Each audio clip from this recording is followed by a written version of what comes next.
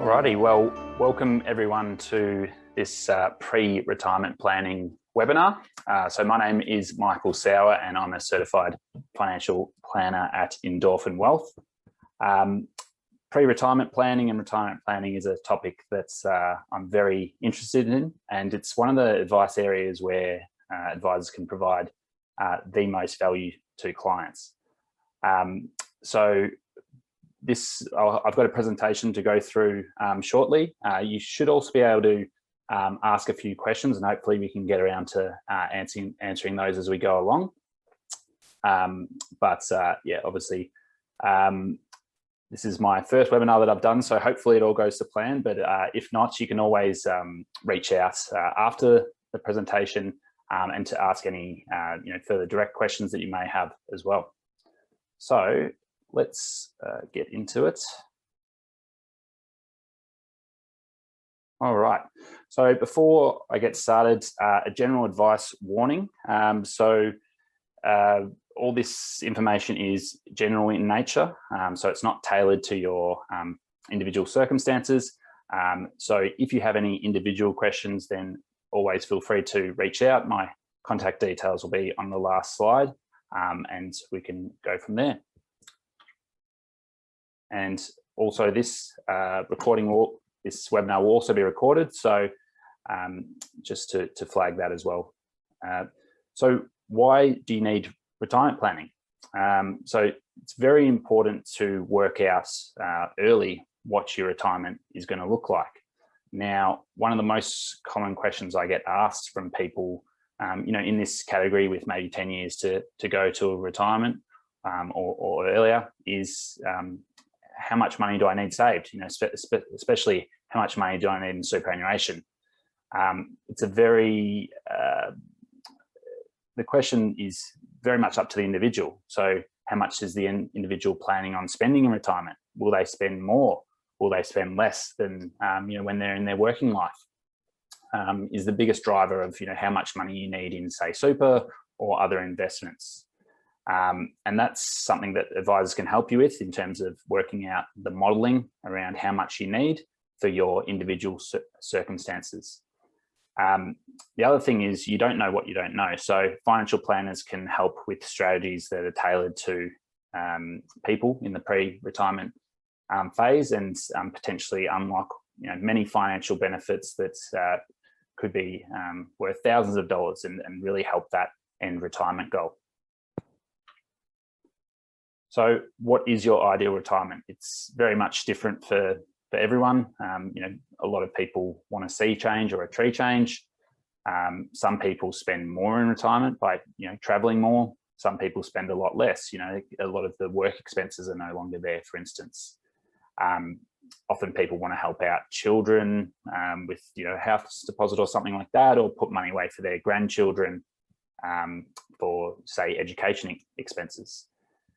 But very much up to the individuals. And the important one there is, how do you want to spend your time? So, all pre-retirees that I see, it's about working out how you're going to go from potentially working, 40, 50, 60 hours a week to suddenly not working. How are you going to fill your time? So, one of the best ways to do it is to gradually phase into retirement, right? Go from maybe 5 days a week to 3 or something like that for a couple of years and sort of slowly pull back. But it's also about prioritizing yourself with how you want to spend your time. So, getting hobbies while you're still working. It might be, playing golf or traveling more or what have you. But it's really important to not just go cold turkey and go from spending all your time invested, in your business, working, or, spending all your time with your kids or your family. And then all of a sudden, kids grow up and then you're no longer working and you've got all this time. So that's another important consideration as well. So financial planners love superannuation. And the reason is, so superannuation is basically a tax effective structure. A lot of people think superannuation of it negatively or have some sort of connotation. I often hear, oh, my super doesn't perform as well or something like this. Now, superannuation is just a tax effective structure. You can have whatever underlying investments you want in super. So they can be good or bad, depending on what you pick. So what superannuation is it's a tax effective structure designed for your retirement. So whilst you're working, your investment returns are taxed at 15%. And then once you switch it over to a full account-based pension, your earnings are actually tax-free, okay?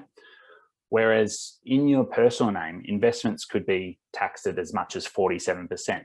So you can see there, you know, there's clear percentage savings on tax, and that could be hundreds of thousands of dollars to your end retirement balance, just by putting money in the right structures such as superannuation.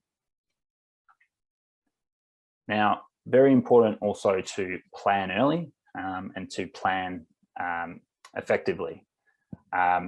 So as an example, is one member of the couple at risk of breaching the $1.6 million transfer balance cap in the future? Okay, so you can only put in at the moment, and it's scaling up each year, $1.6 million into super that can then be transferred across to a pension. So if one person in the couple is the main income earner, then, you know, there is strategies where you can put more super into the person with the lower balance to try and, you know, both get up to the $1.6 million cap together. Another common strategy is one member older, and should they contribute into that account to be able to take the money out earlier, because there is restrictions on when you can get your money out from superannuation, and that's, you know, going up to age 60 over a sliding scale of years. So yeah, that's another consideration. Now, when you have a younger partner, then sometimes it's more advantageous to leave more money in their superannuation or contribute more of your assets to their super, because before age pension age, superannuation isn't assessed as part of the asset test rules for age pension. So you could potentially have more money in the younger person's super, which allows the older person to get more age pension money from the government. So that's a effective strategy, but you also need to consider that if that person's got a greater amount of money in their superannuation account, then that's getting taxed at 15%, whereas in the pension phase, it's 0%. So you need to do the numbers behind which is more effective. The next one there is one member on a higher tax bracket. So obviously for investment purposes, it's often better to have investments in the lower tax bracket member of the couple to pay less tax on the earnings. Whereas if you want the deductions, say for, you know, investment property deductions, it might be that you want those deductions against the higher tax earner. So that's important to strategize that. And then also there's contributions caps. So you can't just put an unlimited amount into super as well. So the pre-tax amount is $25,000 per annum, and the post-tax amount is $100,000 per annum, but you can put more than $100,000 by using the bring forward rule, which basically combines 3 years worth into one lump sum payment. So mentioned contributions just before, so catch-up contributions. So this is a good new feature that's been legislated over the last few years. So basically, each year you get $25,000 pre-tax to put in. Now, if you haven't used those contributions up over the last 3 financial years, including this one, then you've got a surplus cap space, which you can use, you know, in this year.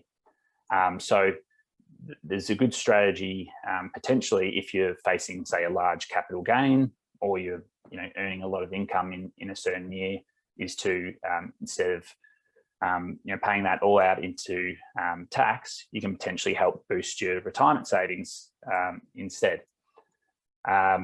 So, you know, that's quite common, for instance, when someone sells a investment property. Now, the next thing to consider with superannuation is the underlying investments and the fees that the platform providers charge. So I've just done a bit of an analysis on some different industry super funds here, so CBUS and Sun Super, with a combined balance of $500,000 in each of their default options. Now you can see there that the first line is the fees, the annual fees that you pay. So nearly $4,000 for both of those. Whereas, you know, an advisor can help find, you know, if the strategy is right for someone, you know, lower cost investment options. So in this example, I've used a satellite investment approach, which basically means most of the investment allocation is in index funds, which are low cost. And then a portion of the funds are actively managed. So active fund managers looking to secure the best returns possible by individually picking the stocks in the portfolio. And you can see there, both the fees and the performance over the last 2 years have been better. So it's not always the case that you know, industry super funds are the best, despite what their ads might say. So, you know, advisors can help you navigate that process and look for alternatives. It also could be that you might be interested in a self-managed super fund as well, if you know, that stacks up. But definitely don't do it just because someone at the barbecue says they have one or it's a good idea. It really depends on the individual, what their needs are, what their account balance is, all those variables. And again, that's something that an advisor can help you with. All right, so to go through a bit of a case study here. So with John and Kerry. So John is 60 years old and Kerry is 59 years old. Both would like to retire in 7 years. They would like to gift their daughters $20,000 each in 3 years to assist with home deposits. They have 500,000 combined in super and a home with no debt and $300,000 in a term deposit. So a pretty common situation that you see. And let's look at some of the strategies that we could potentially implement for this couple. So firstly, we could look at a transition to retirement strategy for John. So given that he's now 60, that's ideal time to look at a transition to retirement strategy. We'll discuss that a little bit further in a couple of slides. And then for Kerry in 1 year when she turns 60. We can consider catch-up contributions, which I explained earlier, is using those unused pre-tax cap portions. We can review their superannuation provider for one that's you know, higher performing, lower cost. We could turn the low interest term deposit, historically low interest rates at the moment for term deposits, which is a real issue for retirees and pre-retirees. And we can both increase those returns in super safely. You know, we're not going to go high growth necessarily for a retiree, you know, given their timeframes, and also in a lower tax environment. So you keep more of the profits. And then what we want to do is also give clients clarity that all their goals are possible with financial modeling, which is you know, software that helps advisors compute based on all their scenarios and all their information, whether their goals are possible. So on to the discussion around what is a transition to retirement strategy. So there is detail in that table, but if you're less detail inclined, the important factor to note is that what we're doing is we're contributing into superannuation to reduce income tax. Now, at the same time, we're taking out tax-free withdrawals from pension account, okay? So by reducing tax one way and not paying tax on the other way, you basically have a net benefit. So the table should help explain it a bit more clearly. So in the current situation, client earning $100,000 pays nearly $25,000 in tax and ends up with $75,000. Okay. Now, in the next case, they earn $100,000, but their new pension account, which you set up, pays them $10,000. Now, at the same time, they salary sacrifice $15,000. Okay, and so the difference there is you pay less income tax. Okay, so cash flow remains basically the same, but when we look down here, your super balance has gone up by $3,000. Okay, so really effective strategy for those that are age 60 and over. Okay. Now, mentioned before about financial modelling. So this is really important to show the benefits of the various strategies. So with John and Kerry, just by employing some of these contribution strategies, investing their money more appropriately, they can actually have an extra $70,000 at retirement.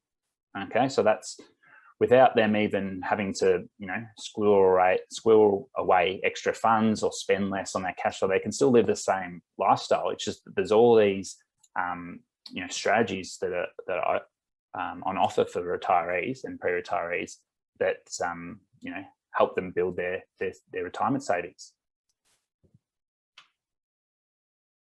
The next slide goes into more detail about the client situation. So on the x-axis, we've got the age of the clients, and on the y, it's actually got two y-axes, one for their net assets and one for how much they're spending. So at the moment, at age 60, they've got $750,000, $800,000. So that's the $500,000 from super and $300,000 in a term deposit. Now you can see this blue line peaks at $1.5 million, not including the family home. And you can see there that, of course, it gets drawn down as they go on through retirement, spending their funds. And you can see the red line here is the amount of their living expenses. So it's basically about $90,000 throughout, I think. And then the income here is made up of several sources, but primarily employment income here, and then the income from age 65 is made up of pension withdrawals and eventually age pension later on. And what that's basically the key take out of that slide is really that they can keep living their current lifestyle and still have probably $250,000 at 88, which is a great outcome. And, especially thinking there's not many people in their 80s that are necessarily spending $90,000 a year. Often you start spending, a fair bit less once, you're not traveling as much and things like that. And so the next slide here helps show the various sources of income. So, a lot of people, are confused about when age pension will kick in and whether they'll have enough money. So this graph helps explains how people can meet their living expenses. So the living expenses for John and Kerry is this red line, okay, all the way throughout. Now, at the start, the orange and green bars are the employment income that they're both receiving. And the purple is money from their pension account via the transition to retirement strategy. Okay. Then for a number of years from 65 when they retire until 75, they actually don't qualify for age pension. So they've got too many assets. Okay. But then when John turns 76, all of a sudden his asset tests the amount of his assets are below the asset test limit. So he might start with, $5 of age pension from the government, a week. And you can see there that blue income support, which is Centrelink, keeps going up as your assets go down. Okay. And the other blue line here would be money from other, investments and things like that. Okay, but the key takeout here is that there's no gap between their living expenses and their income, so they're able to last their living expenses throughout, which is very important for people going into retirement, and it helps give people the confidence to be able to retire when they want, because you don't get taught this at school, obviously, so a lot of people don't know whether they've got enough based on all these variables. Okay. Now that's a brief recap of how advisors help with retirement planning. Obviously, the scope of work involved when we see clients is quite comprehensive and real deep dive into their situation. But that's sort of some of the high level ways that advisors can help most people in that pre-retirement phase. And in terms of if you have any specific questions going forward, then here are some of my details. So email address, phone number, and I also post regularly on LinkedIn, Facebook, and there's also some client testimonials and the like on advisor ratings. And then in terms of Endorphin Wealth, so we've got a team of advisors who all work with a lot of pre-retiree and retiree clients. So we'll help with exactly the same sorts of advice areas and often many more as well, depending on the individual. So there's a full team around to help. So if anyone has any questions, I could see a few nice comments in the chat. So thank you for those comments and well wishes. If anyone has any other questions, feel free to shoot them through. Well, we've still got some attendees on, and I'll see if we can answer those. So the question is, how do you suggest a person in their mid-20s approaches pre-retirement planning, or is it too early? Well, it's never too early if you're really on the ball. The earlier you start contributing to superannuation, as an example, the better your compounding returns over years and years of having your investment in a tax-effective environment. Now, the problem is that people have plenty of goals, and they're not always just about retirement planning. So if you're putting more money into super, does that mean less money for paying down your mortgage earlier, travel, or prioritizing sending kids to private school, all those different things. So we don't prescribe, as financial advisors necessarily, let's just try and make you as rich as possible. As goal-based advisors, it's all about tell us the goal, and we'll try and prescribe the solution. It's not always just about the dollars and cents, but if you've got any surplus cash flow then and don't know what to do with it and don't need it for other goals, by all means contributing to super is a great tactic. We'll wrap it up there. Thank you very much everyone for attending. I think I've recorded this. Hopefully I've pressed the right button. So if there's anyone else that that would like some information about retirement planning, then I can hopefully send that out. But thanks again for attending. I hope you got a bit out of it.